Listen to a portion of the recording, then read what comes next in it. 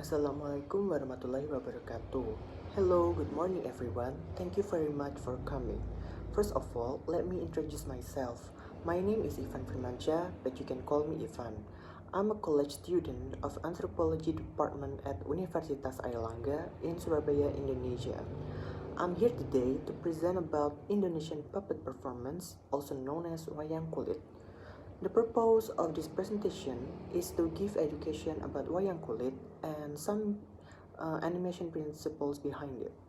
I have divided my presentation into two main points. The first point is the general description of Wayang Kulit, and the second one is the animation principles of Wayang Kulit performance.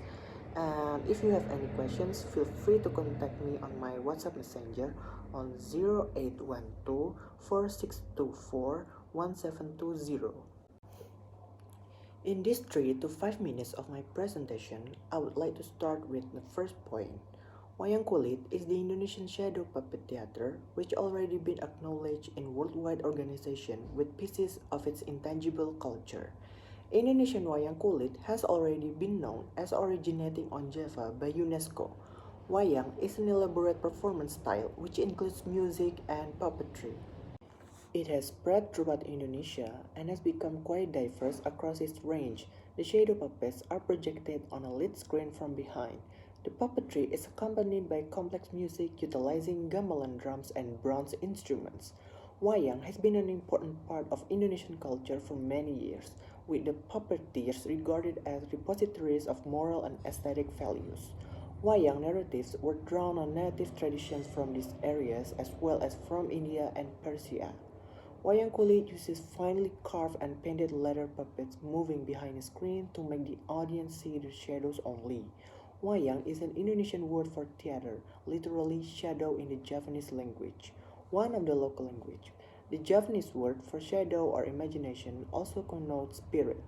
While the term is used to refer to this kind of puppet theater, sometimes the puppet itself is also referred to as wayang.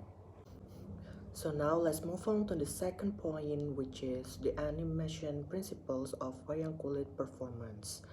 To define whether the classical animation principles are applied in the several parts of Wayang Kulit performances, a qualitative analysis of the application was conducted. The authors of the current study spent time in the Wayang Kulit performances investigating the possibilities and fine applications of each of the principles. So, here are some methods of animation principles in Wayang Kulit performance. Number 1. Squash and stretch. Squash and stretch is visible when looking at any character in the act. Number 2. Timing.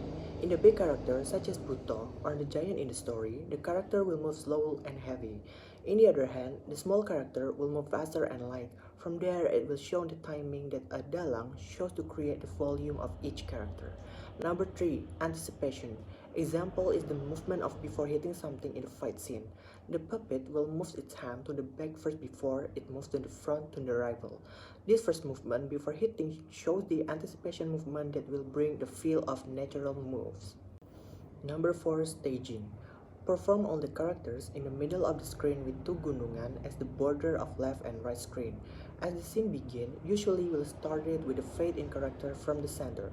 As the story goes on, each character can be staging from each direction, depend on the story and how the dalang want the audience follow the direction. Number 5. Follow through and overlapping action. In the fighting scene, some effects are created naturally as the two puppets are collided to each other that will create one movement to another. It shows from the movement to the hands and other parts of the body too. Number 6. Straight ahead action and pose-to-pose action. In every action, there's a moment when the character poses in the middle of the action.